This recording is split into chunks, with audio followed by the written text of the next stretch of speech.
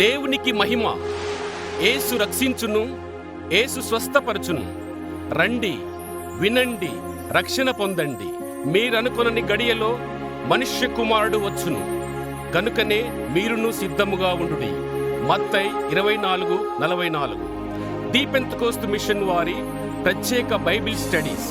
అంశము యేసు యొక్క రాకడ మరియు లోక సంభవముల సూచనలు.